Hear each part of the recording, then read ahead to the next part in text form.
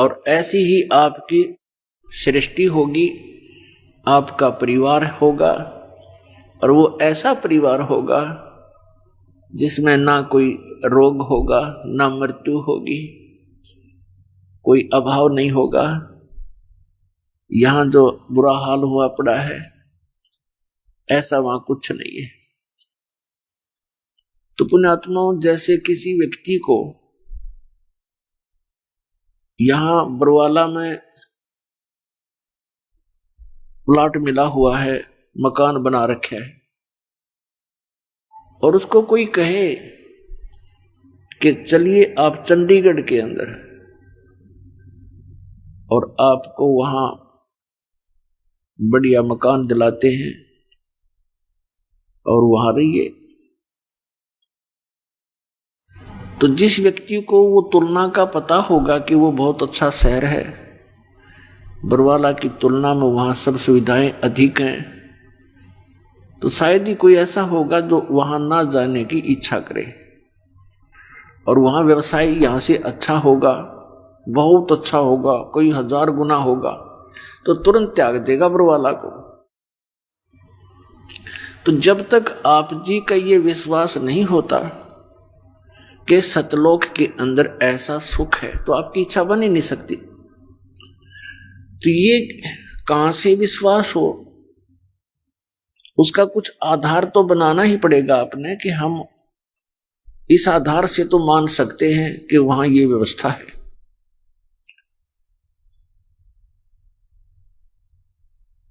अब उसके लिए काल ने एक जाल फैला दिया, ये काल के पंथ चालू कर दिए, राधा स्वामी पंथ, जय गुरुदेव पंथ, ये सच्चा सौदा डेरा धन धन सतगुरु पंथ, और जगमालवाड़ी और सिरसा वाला, ये जनौद के अंदर, भिवानी के अंदर हरियाणा में ताराचंद जी ने वही राधा स्वामी ही पंथ का बीज बो रखा है। ऐसे ही कृपाल सिंह जी दिल्ली के अंदर सावन कृपाल मिशन, ब्यास के अंदर राधा स्वामी पंथ, आगरा के अंदर और भी बहुत गणे ठाकुर जी, पता नहीं कितने किए इन्होंने काबली की करबो दी। ये सभी डुप्लीकेट पंथ हैं, काल के पंथ हैं, इनके 5 नाम काल के हैं। अब नाम से मोक्ष होगा, क्योंकि संत मता पूर्ण रूप से नाम पर आधारित है। तो नाम सच्चा हो तो मोक्ष होगा, नाम झूठा है तो मोक्ष नहीं होगा। तो इनके 5 नाम नकली हैं, काल के ही जाप हैं। जहां आशा ताबासा हुई, अब जहां की टिकट बनवा रखी है, जहाज तो वहीं जा छोड़ेगा आपको। तो इन्होंने काल की टिकट बना रखी है आपकी, और आप काल के ही जाल में रहोगे। तो इन्होंने क्या बताया है, एक निरंकारी पंथ है, और एक ये अंसादेश पंथ है जो सतपाल जी महाराज और ये प्रेम राउत, बाल योगेश्वर जी अमेरिका दीवनों के बहुत गुना प्रचार कर रखे। काबली की करता अपने आप उग जाया करे, ना बोने की जरूरत ना पड़ती, ना देखभाल की हो सकता। आम के पौधे लगा के देखो तो सब नकली पंथ हैं, मनमुखी साधनाएं हैं, निराधार उनके मंत्र हैं, किसी भी सदग्रंथ से मेल नहीं खाते, और कोई उनकी मर्यादा नहीं है, जिस कारण से भोले श्रद्धालु उनको परम संत मानकर उनकी शरण ग्रहण करके अपना जीवन नष्ट कर रहे हैं। ये क्या बताते हैं कि सतलोक के अंदर परमात्मा नहीं है, केवल प्रकाश ही प्रकाश है, और वहां मुक्त आत्माएं जो यहां से मोक्ष प्राप्त करके जाती हैं, वो सतलोक के अंदर ऐसे समा जाती है सतपुरुष में, जैसे बूंद समुद्र में, वो एक भाव हो जाता है, एक रस हो जाती है। बताओ। और इस आधार से भी करोड़ों प्राणी उनके पीछे लगे हुए हैं, उन्हें ये नहीं सोचा कि ये क्या कह रहे हैं, और निराधार व्याख्या बना रखी है। तो इसके लिए हमने ये कौन सी सच्ची है उन सभी संतों की बातें सत्य हैं या ये आके ज्ञान दिया परमेश्वर कबीर जी ने। अब परमेश्वर कबीर जी ने जो ज्ञान दिया प्रथम तो वही फाइनल है। अपने द्वारा रची हुई सृष्टि को परमात्मा ही ठीक ठीक बता सकता है। उन्होंने आकर के स्वयं ये ज्ञान दिया। उसके बाद उस परमेश्वर ने हमारे लिए, परमात्मा ने कृपा की, हमें कृतार्थ किया।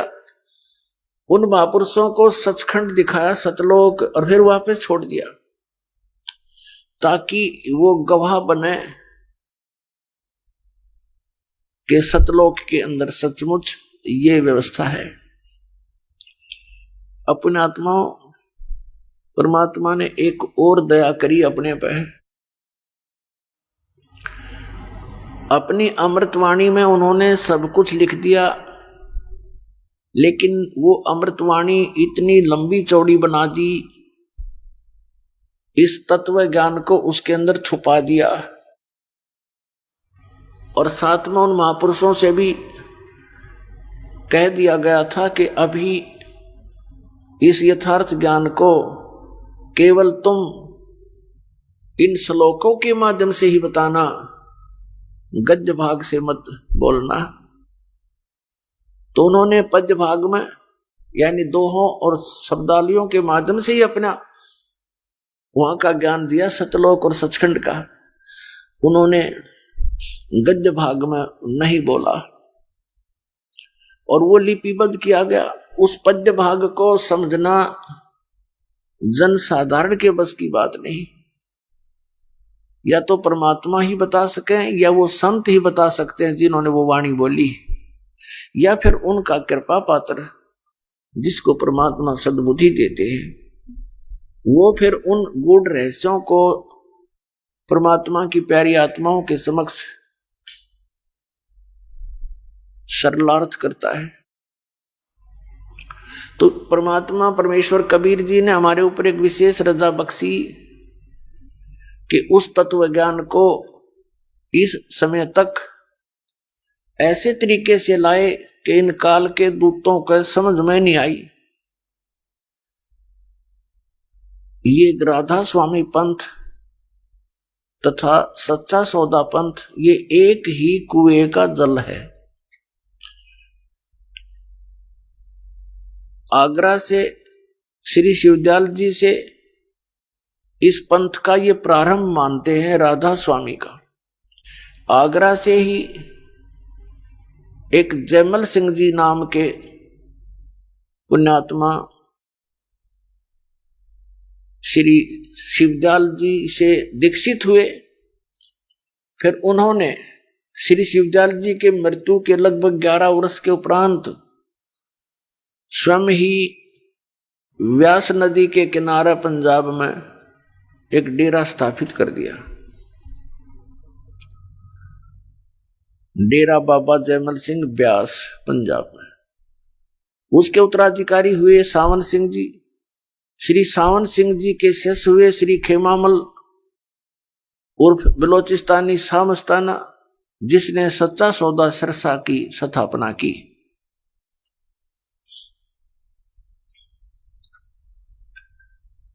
अपने आत्माओं, समझदार को संकेत ही बहुत है।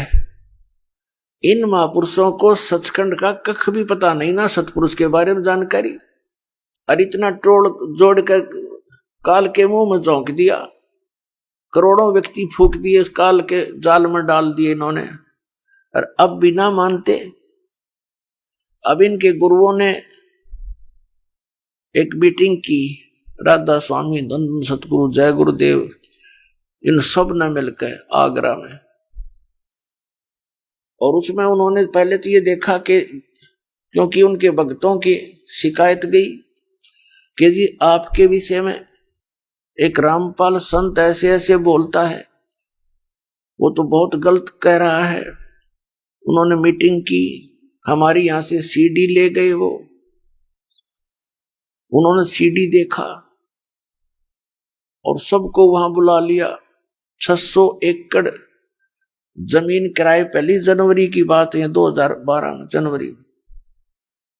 और खड़ी फसल का मुआवजा दे दिया, और ये सब जगह मुनादी करवा दी कि सबने आना है, गुरुजी एक नवी गल दसेंगे। तो इस श्रद्धालु तो पहुंच जाते हैं, पता नहीं क्या फार्मूला और बताओगे भक्ति का। कई लाख व्यक्ति इकट्ठे हो गए, 600 एकड़ जमीन, उत्तराखंड जमीन, करोड़ों आदमी आ जाए उसमें। पहले तो उन्होंने डिस्कस किया कि रामपाल का क्या करें इसका। अब रामपाल का क्या करेंगे, पहले तो अपनी किताब बना फूको इन, जब रामपाल का करियो कि मैं करोगे थे। तुमने लिख रखी, तुम्हारे प्रवचन तुम्हारा ही ज्ञान दास तो पढ़ के सुनावा है भाई,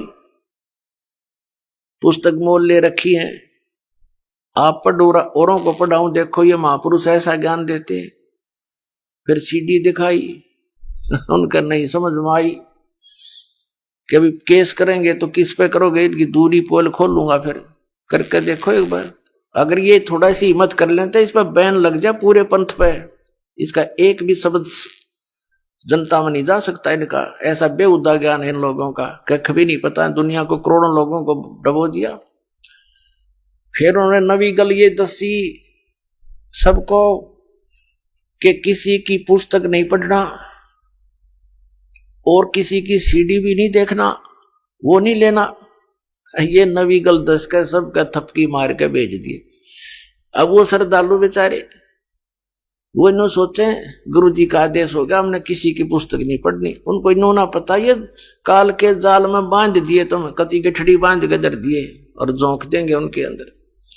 ज्ञान पढ़ने में क्या दिक्कत है, हमारा भी पढ़ो और उनका भी पढ़ो, हमारा भी सीडी देखो उनकी भी सीडी देखो, तब निर्णय होगा कहां जा रहे हो तुम। तो कहने का दास का तात्पर्य ये है कि इनके पास न तो कोई ज्ञान है मंत्र पांचों काल के, और ये सिरसा वाले सच्चा सौदा वालों ने थोड़ी सी भिन्नता कर ली। किसी ने कह दिया होगा कि ये तो ज्योति निरंजन, ओंकार, ररंकार, सतनामा जी, ये तो सारे ही काल के जाप है, सतपुरुष का तो जिक्र भी नहीं इसमें। तो इन्होंने अपनी सूझबूझ से कि लोग नो ना कहेंगे ये काल के नाम हैं, 3 नाम चला दिए, सतपुरुष, अकाल मूर्त, शब्द स्वरूपी राम। और यूं कहते हैं किसी को बताना नहीं। अब श्रद्धालु तो ऐसे होते हैं भाई नहीं बताना। अब ना बताने का कारण क्या होता है वो बताएगा दास आपको। अब ये अकाल मूर्त, शब्द स्वरूपी राम और सतपुरुष, ये तो एक ही परमात्मा के महिमात्मक वचन शब्द हैं और पर्यायवाची है। जैसे जल पानी नीर, जल पानी नीर। अब जल कह दो, 3 कहने की क्या आवश्यकता है, जल कहो चाहे पानी कह दो चाहे नीर कह दो।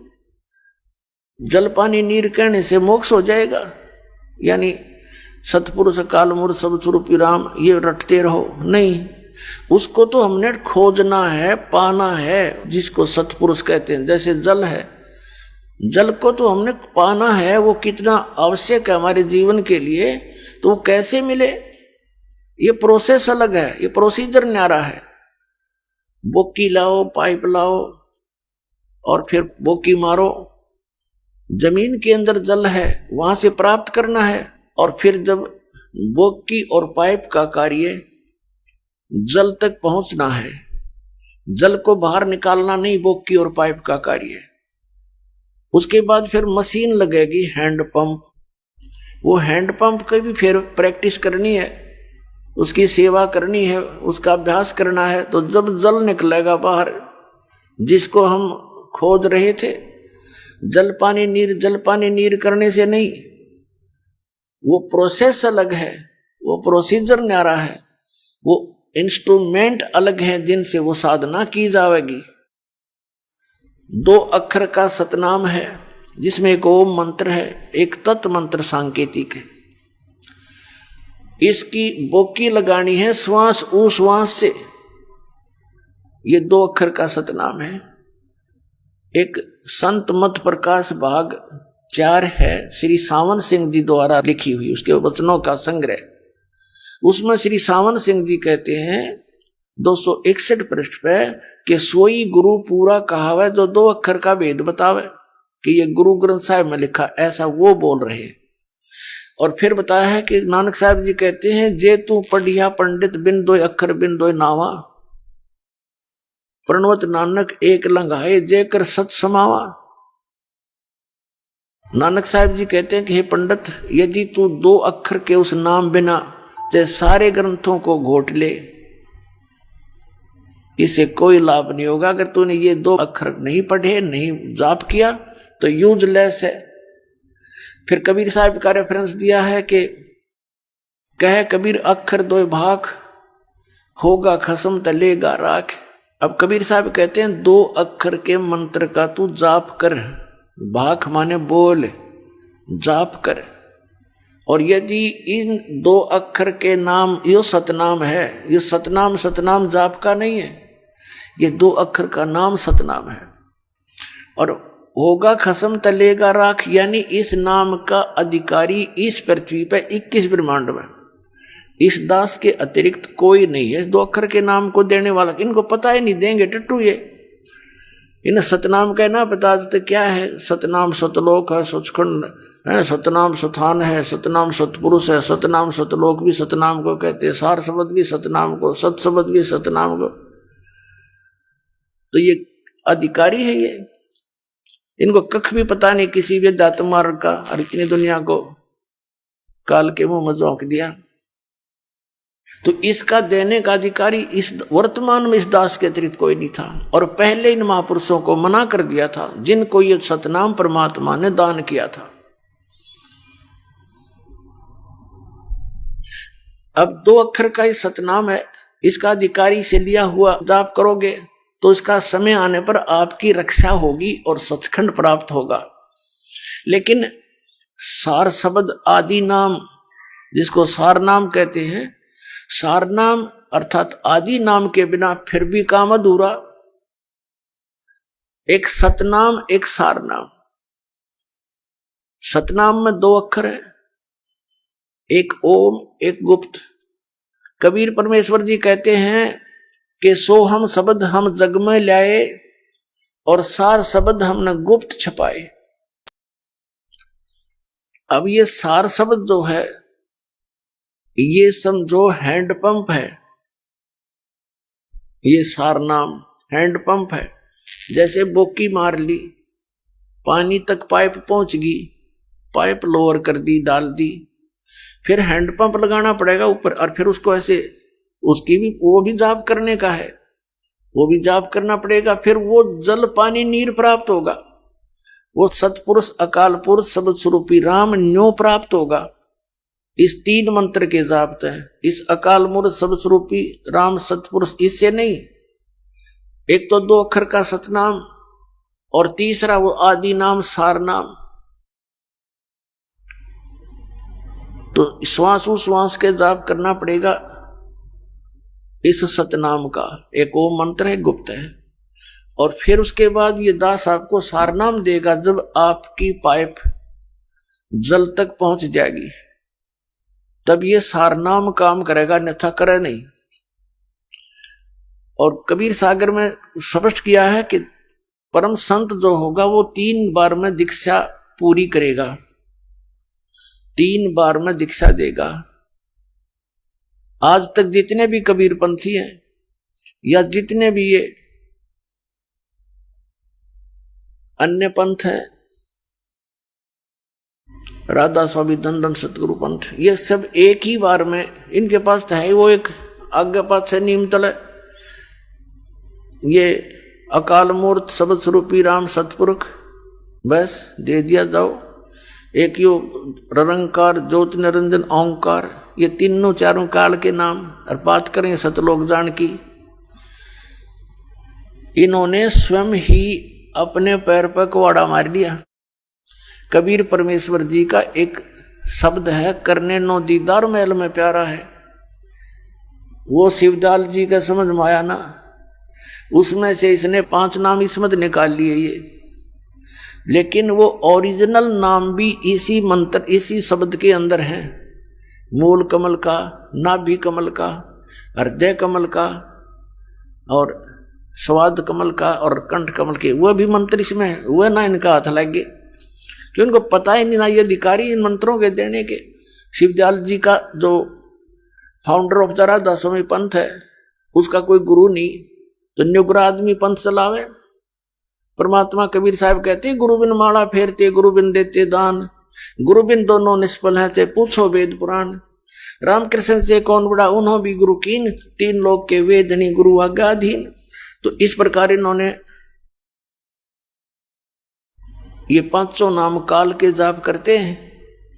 इन सतनाम का ये नहीं पता आज तक, हे भगवान ये क्या करने का है, खाने का है, पीने का है, ये कोई स्थान है या कोई नाम का जाप है।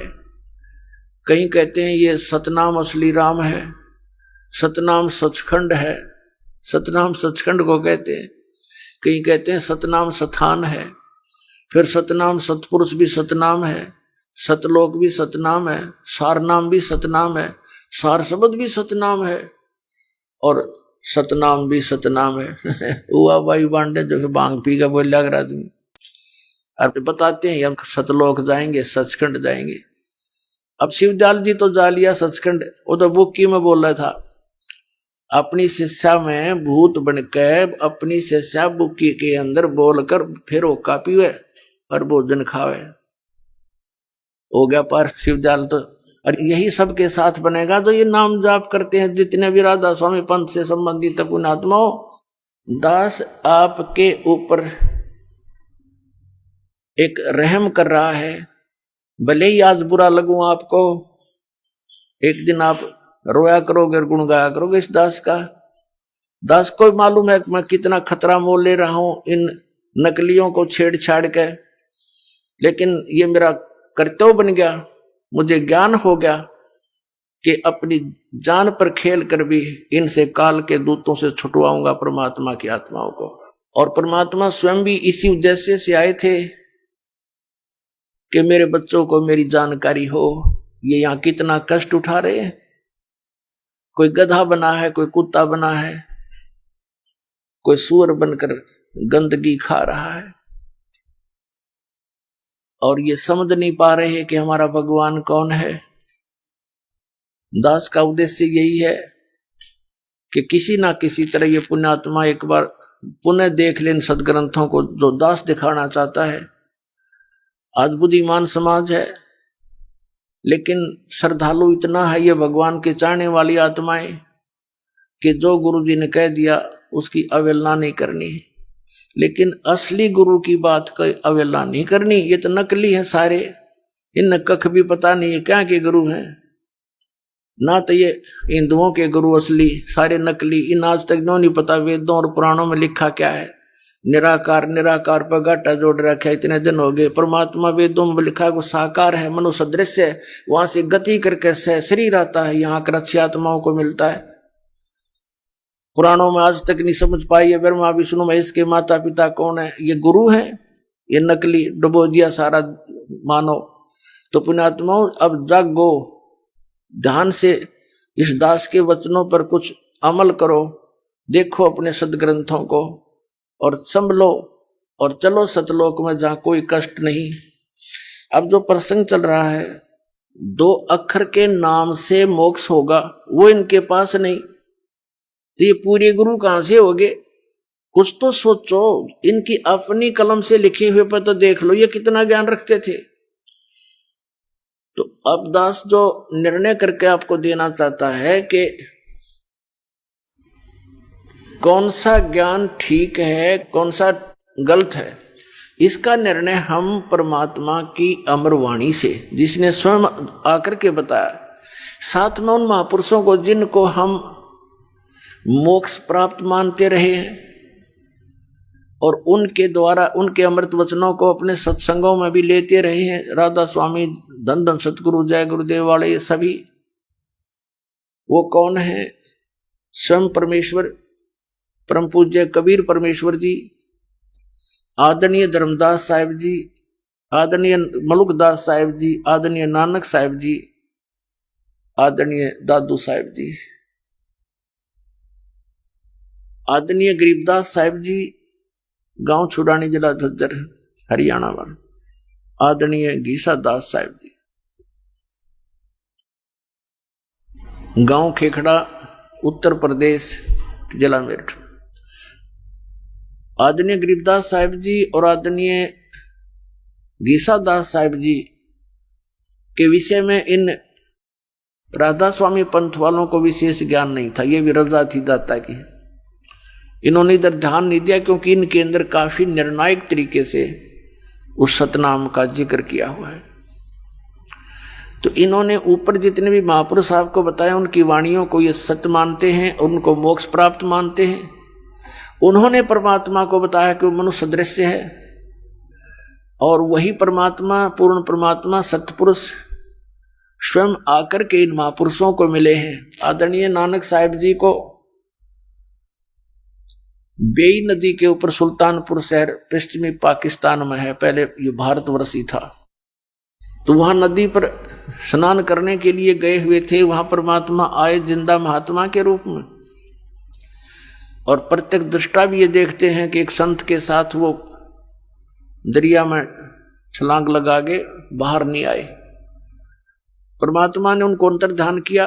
कबीर परमेश्वर जी ने बाबा जिंदा के रूप में आए थे, वो अंतर्ध्यान करके नानक साहिब जी को जिधर जल जा रहा था उससे विपरीत दिशा में ले जा करके कहीं उनके शरीर को छुपा दिया। आत्मा को लेकर के सचखंड गए। वहां नानक साहिब जी ने देखा सतपुरुष को, कबीर परमेश्वर को, जो नीचे से जिंदा बाबा के रूप में उनके साथ गए थे। ऊपर जाकर के परमात्मा सतलोक के अंदर एक बहुत बड़े सिंहासन पर विराजमान है, बहुत बड़ा गुमज है वहां पर। उस गुमज के अंदर एक मंदिर नुमा गुमज है, उसके बीच में बैठे हैं परमात्मा, और नीचे से गए थे बाबा जिंदा के रूप में कबीर साहब नानक जी के साथ में।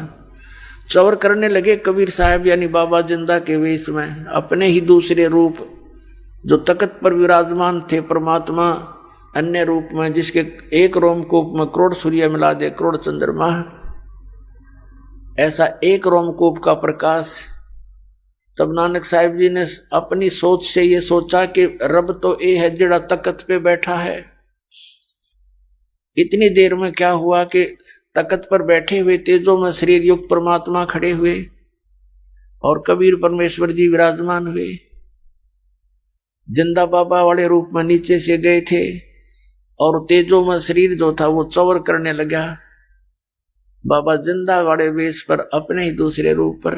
आइए अब हम उन श्रद्धालुओं के अनुभव जानते हैं जो जगत गुरु तत्वदर्शी संत रामपाल जी महाराज जी से दीक्षा प्राप्त कर चुके हैं तथा उनके द्वारा बताए गए भक्ति मार्ग पर चल रहे हैं। नमस्कार जी। नमस्कार सर। क्या नाम है बहन जी आपका? मेरा नाम नेहा है। बहन जी आप कहाँ के रहने वाले हैं? मैं दिल्ली की ही रहने वाली हूँ। बहन जी संत रामपाल जी महाराज से नाम दीक्षा आपने कब ली? संत रामपाल जी महाराज जी से मैंने नाम दीक्षा 2013 में ली, अप्रैल के मंथ में। संत रामपाल जी महाराज से नाम दीक्षा लेने से पहले क्या आप कोई भक्ति साधना भी करते थे? संत रामपाल जी महाराज जी से दीक्षा लेने से पहले हम देवी देवताओं की पूजा करते थे, जिसका हमें पता ही नहीं था कि देवी देवता की पूजा क्यों और किस लिए करनी चाहिए। क्योंकि कोई भगवान ऐसा नहीं हो सकता कि उसके चमत्कार किसी को बताने से वो चमत्कार ही गायब हो जाए। क्योंकि मैं शिव जी भगवान की पूजा ज़्यादा करती थी, तो मैंने कभी भी शिव जी भगवान के लिए व्रत करे या कुछ भी उनसे मांगा तो वो जभी की जभी पूरा हो जाता था नेक्स्ट डे। बट जब ये चीज़ मैंने एब्जॉर्व करी कि हाँ मेरी मतलब मनोकामनाएं पूरी हो रही हैं, तो मैं अपनी मदर को या किसी को बताऊं कि मेरे तो ये भगवान है, मेरी मनोकामना पूरी होती है।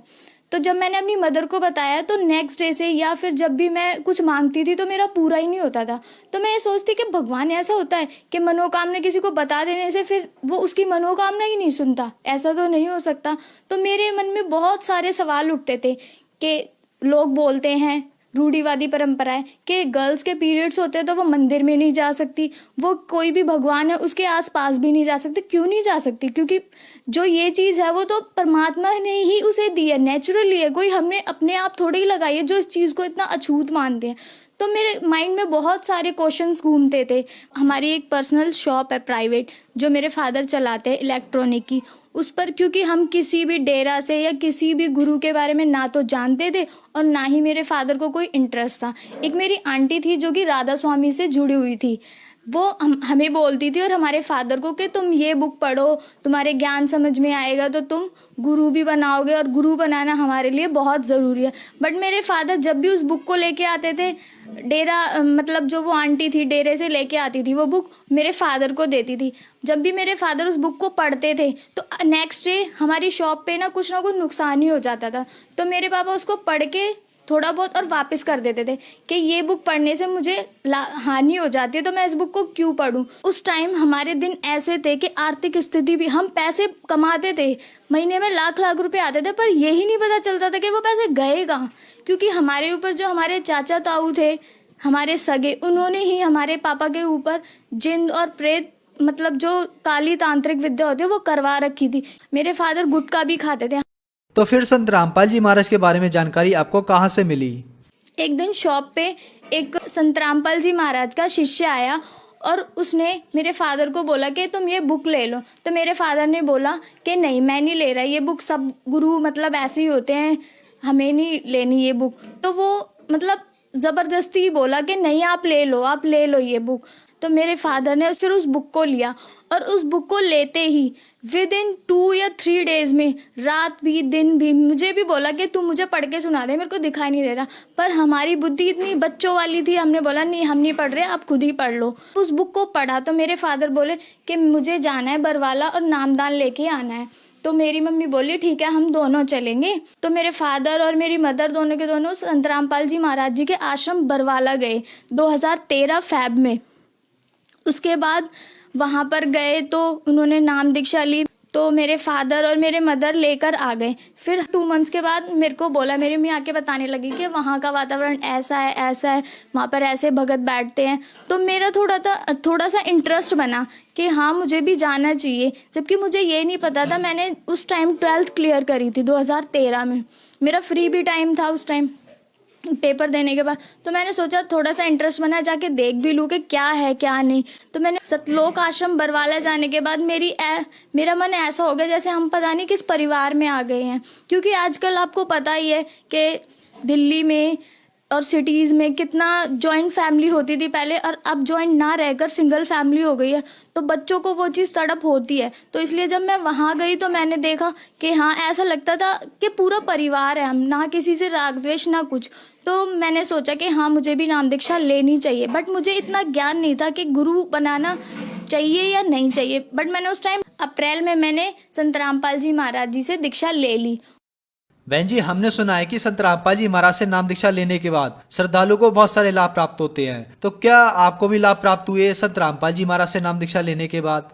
हाँ सर, मुझे मेरी मानसिक स्थिति मतलब जो आजकल का कल्चर है उसमें मेरा थोड़ा सा माइंड लगा हुआ था। मैं थोड़ा सा ना मेंटली डिस्टर्ब थी। एक तो यहाँ सिटी में और ऊपर से रूढ़िवादी मेरे फादर और मदर की थोड़ी सी सोच थी कि बॉयज़ और गर्ल्स इक्वल नहीं होते। तो मेरे को इस चीज़ से बहुत इरिटेशन होती थी कि नहीं गर्ल्स क्यों नहीं है बॉयज़ के बराबर। जब मैंने नाम दीक्षा ली तो इससे मेरे माता पिता की सोच में भी प्रभाव हुआ और मुझे भी मेंटली जो डिस्टर्ब रहती थी मुझे भी उससे आराम हुआ। और मेरे जो फादर थे उनके ऊपर भूत प्रेत का साया रहता था। वो डेली की डेली जब भी पूजा करते थे तो उन पे भूत खेला करते थे। और वो अकेले, हम तो स्कूल चले जाते थे, उसके बाद मेरी मदर संभालती थी उन्हें।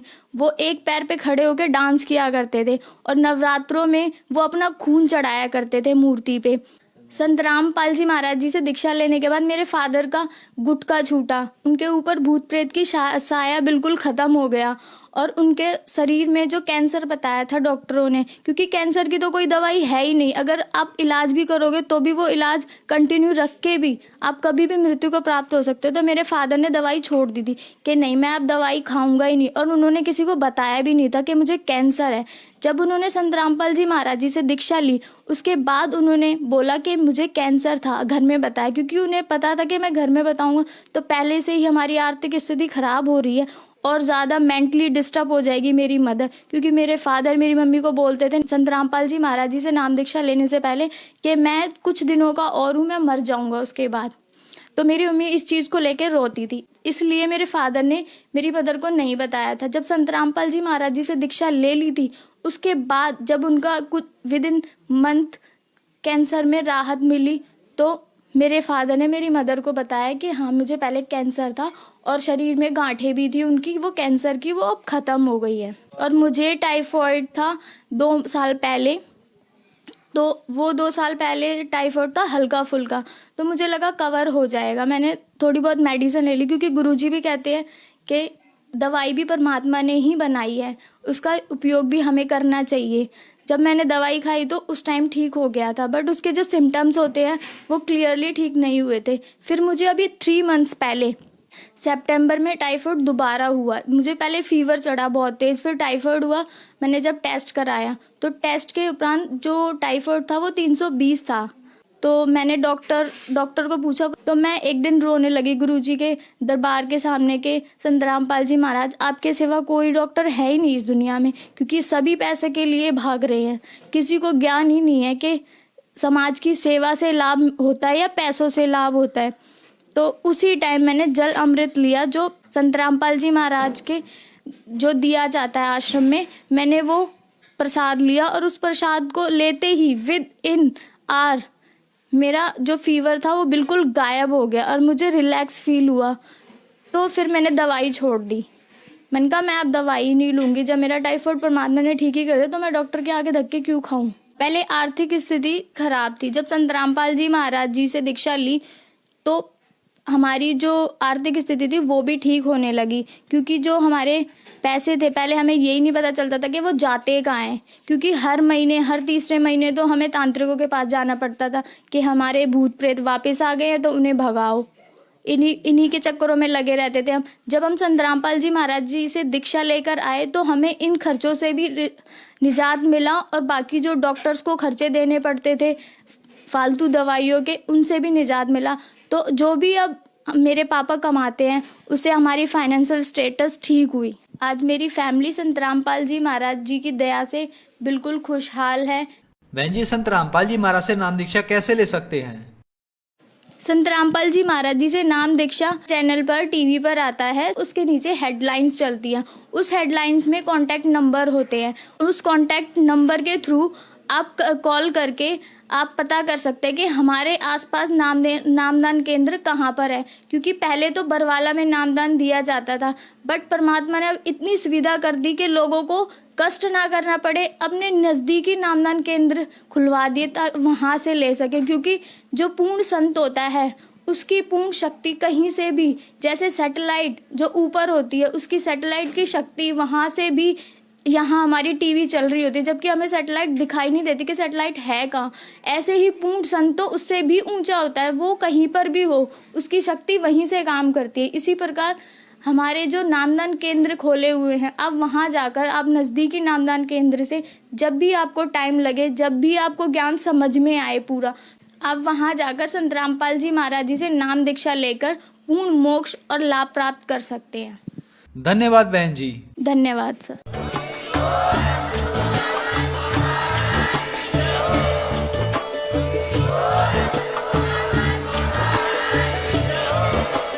आप सुन रहे थे जगत गुरु तत्वदर्शी संत रामपाल जी महाराज जी के मंगल प्रवचन। अधिक जानकारी के लिए विजिट कीजिए हमारी वेबसाइट www.jagatgururampalji.org। संत रामपाल जी महाराज जी के शुभ आशीर्वाद से पूरे विश्व भर में 500 से भी ज्यादा नाम दीक्षा केंद्र हैं, जिन पर संत रामपाल जी महाराज जी द्वारा ऑनलाइन निशुल्क नाम दीक्षा दी जा रही है। अपने नजदीकी नाम दीक्षा केंद्र का पता करने के लिए संपर्क करें 8222880541।